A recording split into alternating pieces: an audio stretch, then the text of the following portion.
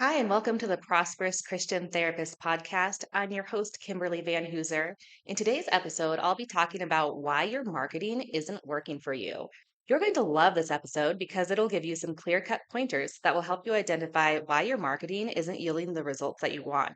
Getting clients isn't just left to chance. There are ways you can market that will be more effective for you. And in today's episode, I'll be sharing 3 common reasons why I see therapists struggling to get referrals. Thanks for listening. I hope you enjoy. Hey, Christian therapist, are you craving a counseling career that aligns with your faith and actually supports your well being? Welcome to the Prosperous Christian Therapist podcast. I'm Kimberly Van Hooser, Christian therapist, private practice owner, and business coach for mental health professionals like you. In this podcast, you'll get practical strategies and faith led guidance to help you build a thriving private practice, one that serves your clients well and makes an impact for the kingdom of God. So, what are you waiting for? Grab your notebook and join me for today's episode. I'm so glad you're here listening to today's episode. I'm really hoping that it's helpful in helping you figure out why your marketing might not be working for you. When I first started in private practice, I really didn't know how to market. All I really did was get a website, and then I would force myself to attend these networking events that included a ton of therapists. Everyone would go around and share their little elevator pitch about who they were and what type of clients they wanted, but there wasn't really room to really connect with them. I'd also leave my business cards on those bulletin boards in coffee shops and just hope that a client would see it and give me a call. Sometimes I'd even make my own brochures and mail them out to schools and churches, hoping to get a response. It really seemed like the size of my caseload wasn't even connected to how much time, energy, and money I was investing in marketing. Sometimes I'd barely be doing any marketing at all and seem to have tons of clients.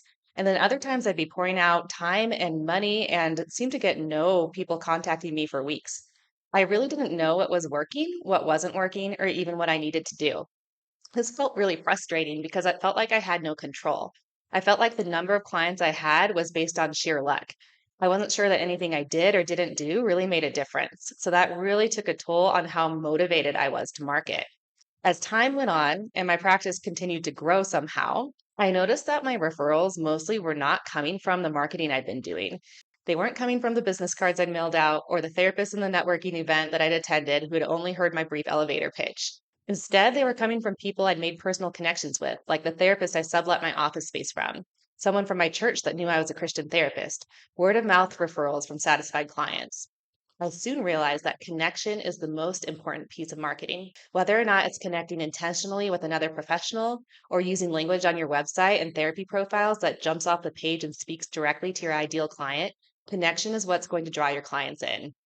So, if your marketing has felt fruitless, let's talk about what might be really going on.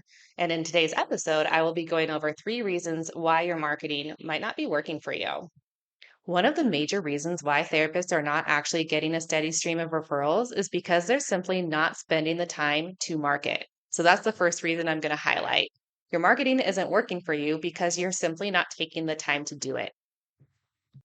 This might seem overly simplified, but take a moment now and evaluate how much time you actually spend during your week marketing your practice. I think at a minimum, you really just need to be setting aside 10 to 15 minutes a week to at least sit down and evaluate the needs of your practice and what your marketing strategy might be. So it doesn't mean that you have to be carving out 5 hours a week to make sure you're attending all these networking events. There's going to be time that you set aside to do that, but just getting into the habit and the flow of, hey, like, what is my marketing strategy right now? What's my caseload like? Do I need more referrals? Do I need less referrals?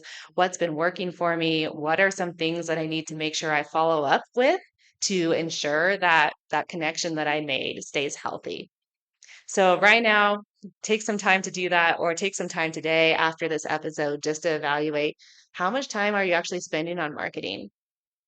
Marketing is an essential piece of starting a private practice, and it does take time. And it's also essential for ongoing and keeping a healthy practice. And I think when we first start out in private practice, usually there's a higher level of motivation to get out there and let the world know what you're doing. There's also this higher level of self awareness, knowing that if you're a brand new business, no one really knows what you do. So, of course, you're going to have to market. But as you grow, as you get more clients, your attention usually gets diverted to actually being in session with your clients or client management. And it's really easy to get distracted from marketing or to neglect marketing because we feel like, well, I got started, I have enough clients right now. So shouldn't it just naturally continue to flow and to build and to grow? And while that's true, I think there's a lot of things that it takes more effort and energy to set it up and get it into place. And then there's a flow where it's a lot easier. But we still have to maintain, we still have to let people know about our presence and what we do in the community and through our work. Building a private practice is a lot like planting a garden. It's going to take a lot of work up front, and then you get those seeds planted. And once those seeds start to grow and fruit comes, that's the most exciting part. But if you were to plant a garden and let it grow and then just stop fertilizing, stop watering, the plants would die. So use that for your marketing. Yes, at first there's going to be a lot more initial setup and it might seem like some hard work. And then eventually you're going to start seeing fruit from those connections and those referrals. But it's still going to need some fertilizing and some watering as you continue to grow. So make a commitment to set aside time every week to market. Sit down and schedule in your planner when that time will be. Set aside 10 to 15 minutes just for a strategy session where you plan for how you're going to market. Use that time to brainstorm a list of professionals or organizations that you can reach out to in order to share your business. Block off time when you're actually going to meet with those people. Use the time to make sure your website is current and speaking to the client you want to attract. To write an SEO rich blog that will boost your Google ranking. Commit to trying to go to coffee with another professional 1 to 2 times a month. Whatever it is, just make sure you're committing time every week to your marketing. A second issue that I see with therapists who are dissatisfied with their marketing strategies and not really seeing results is that they're not following up or following through.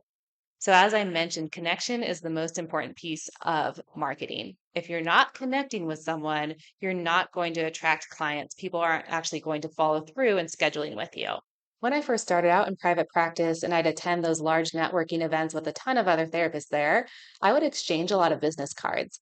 I would come home with a large pile of business cards that people had given to me, and I would keep them on my desk in a pile until eventually I clean out my desk and throw them away. No real connection had ever been established with these professionals, so they really weren't viable sources for referrals. In order to make these networking events more effective, I needed to reach out to those professionals and establish some sort of connection. Whether it be invite them to get coffee with me, or at the bare minimum, just send an email that says, "Hey, it was so nice to meet you at this networking event. I will keep you in mind when I hear of a couple who needs some marriage counseling." Just making those little extra efforts really goes a long way in establishing a connection. As you're taking the time to actually focus on some marketing, it is important to evaluate, are you actually establishing connection from the marketing that you're doing? And if not, make sure that you're doing that follow up or following through in order to make a connection actually last and bear fruit. I really recommend making an Excel spreadsheet of some sort where you keep track of the marketing efforts that you're making. So if you choose to reach out to a dozen different churches, write down in your Excel sheet what you actually did. Which church did you reach out to? Was it via email? Did you do a phone call? What were the results and what's the date? Because then when you come back a week later for your marketing planning meeting, you will see, okay, I emailed this person. Did I ever hear back? No. Okay, maybe that is now an invitation to reach out again. So much of our marketing ends up being ineffective because we just did one thing once and then we forgot about it. Connection might be the most important piece of marketing, but one of our strategies to get connection is actually repetition. I don't know about you, but I oftentimes need a reminder to follow through with something, even when it's something that I want or that I need. So think about it if you've ever gotten an email from a store and it's letting you know about this great sale that's happening. And maybe you're excited to get the email and you're like, yes, I need to make sure I go do some shopping, whether it be online or in store. You're probably pretty busy. And if your focus wasn't on, I'm leaving right now to go to the store, you might forget. So, what does the store do? They send a reminder email. Hey, this deal is still happening. You forgot something in your cart. And that is going to make them more likely to actually make a sale. So, even with our networking as therapists, we don't want to annoy or harass people, but we do need to be able to give some reminders of, hey, I'm this therapist who is in your area, and I reached out a week ago inviting you to meet for coffee. I would still love to connect when you have the time and the availability. and just leaving it like that. And if they are interested, it's just going to jog their memory a little bit. Oh my gosh, I forgot to respond to so and so. I do want to meet them for coffee. Don't take it personally if you don't receive responses from emails or mailings that you send out. Put yourself in the person who's receiving it and put yourself in their shoes. That's probably a good strategy before you even do any sort of marketing is what am I sending out and who is receiving it and what might their responses or reactions be? I've heard of lots of therapists who get discouraged or hurt or offended because they sent out all these business cards to various organizations or churches or schools and never received a response to their invitation to meet up for coffee. And if you think about it, if I am, let's just say I'm a pastor, and I'm probably getting lots of emails from people every single day with various needs. I'll probably have real people in my office with various needs, and I'm trying to run a church, and I probably have a family, and I'm tending to my family. If I get an email from a lovely therapist, no matter how wonderful they are or how great their services are, it might not be the highest priority unless I've just had someone in my office saying, "Hey, I really, really need a therapist. Do you have any recommendations?" And sometimes that happens, but more often than not, your marketing or your email might pop up in the middle of something that's super busy for them. So keep that in mind that it's not that your services are deemed as invaluable if you don't get a response, but they might need a little bit of a reminder. And if if you have reminded them and they continue to not respond, then sometimes we have to just accept, hey, maybe it's not the season for them right now, or maybe they're holding on to my information for another time. I've had that happen a lot actually, where I've had clients reach out and say they got their information from a pastor or someone from some school where maybe I'd sent some email and I didn't actually meet with that pastor or with that school counselor. They just kept my email or kept my information for later and they passed it on to a client. So just keep in mind that no matter what we do with our marketing, you have no idea how God can use that and trust that He will bring it before the eyes of the right people. But then it is also on us to do our part to make sure we're working towards real connection in our networking and marketing. So, as you're taking some time to market and network, make sure that you're keeping a log of the action steps that you're taking, writing down who you have reached out to, keeping track of where you need to follow up to actually establish a connection. And I also think it's actually super helpful and important to keep track of the professionals you actually have connected with. And then on a quarterly basis, just reaching out to them, inviting them to get coffee. Maybe it's just sending an email saying, hey, like just wanted to say hello to you, see how things are going in your own practice. This is what I'm up to. Keep me in mind for referrals. And just staying fresh in their mind every few months or so. That's going to really help continue to water those connections that you have established and just let people know that you're current, that you are still accepting new clients. And it doesn't have to take a ton of time. So, step number one, make sure you're taking time to market. Step number two, make sure that you're following through and following up with the marketing that you are doing to make it effective. A third area I want to highlight today, where I've seen it be a significant problem for therapists who might even be doing the marketing, but then they're having trouble still receiving referrals or actually getting clients to book. And that is when there's some sort of confusion or difficulty on the interested client's part in getting connected with you. So that could be just an unclear or confusing, sloppy, unprofessional website. It could be that they don't know what the next step is. Maybe they make it to your website, but there's no call to action. They don't know if they can have a phone consultation with you. There's no place to actually schedule. There's some sort of breakdown in the connection once they've actually found you through marketing and your response to them.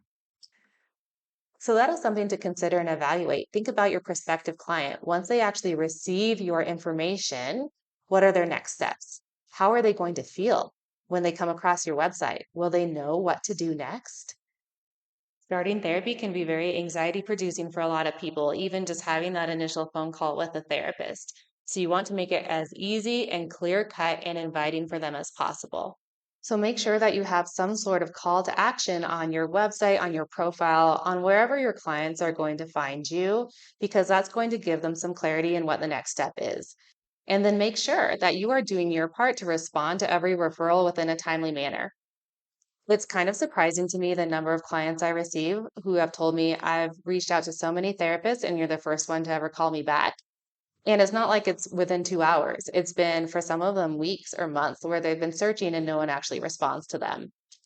That was actually one of my strategies when I was new in private practice was to answer my business phone line when it was ringing. A lot of times, and a lot of therapists will choose just to let it go to voicemail. And I don't think that's a bad thing for me. Usually I'm busy when my phone is ringing, and that gives me a chance to kind of have an idea of who I'm calling back and what I need to say. But I used to just answer. And a lot of times you'd have a relatively shocked person on the other end saying, "Oh my goodness, I didn't expect anyone to answer." But then they're able to actually have a conversation with you and to get established getting the help that they need.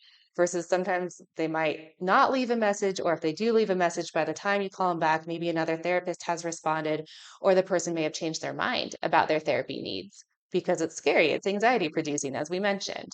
So you don't have to answer your phone when it rings. It might actually be more effective for you to plan a good time when you have space to respond, but call people back within a timely manner. So make sure as you're evaluating the time you spend marketing, what you're doing for marketing strategies, that you're also evaluating that piece of what a client will do once they find you and how you're actually going to get them scheduled and into a first session.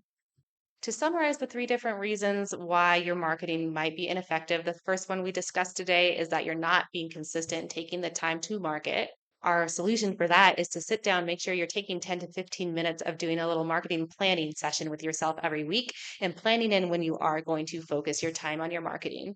The second reason is that you're being inconsistent by not following up or following through with establishing a real connection with the networking and marketing that you're doing.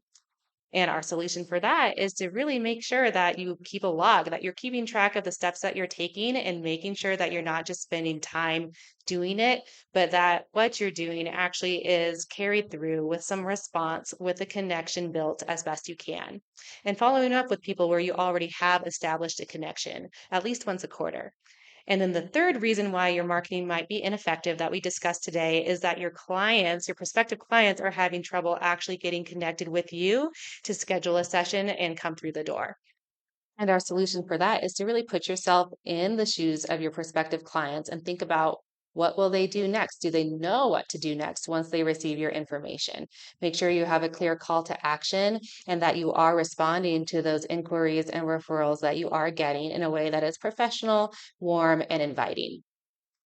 I hope that this episode has been helpful for you to at least provide some clarity in why your marketing strategies might not be super effective. If you have any more in depth questions about any of these tips or marketing strategies in general, I would love to hear from you. My email address will be in the show notes below. You can also head on over to my free Facebook community. It's called The Prosperous Christian Therapist. And if you have any questions on what type of marketing strategies are the most effective, or how to draft an email to professionals that you want to reach out and get coffee with, or any sort of question for me. I love to have people post that in the group. And at this time, I have the availability to be able to respond to those questions as well, too. So it's a little bit of free coaching.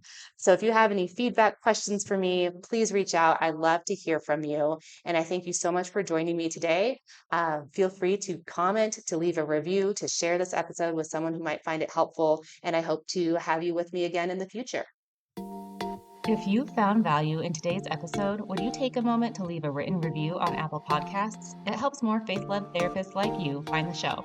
And don't forget to join my free Facebook group, The Prosperous Christian Therapist, where you can connect with myself and other fellow clinicians for encouragement, tips, and support. See you there.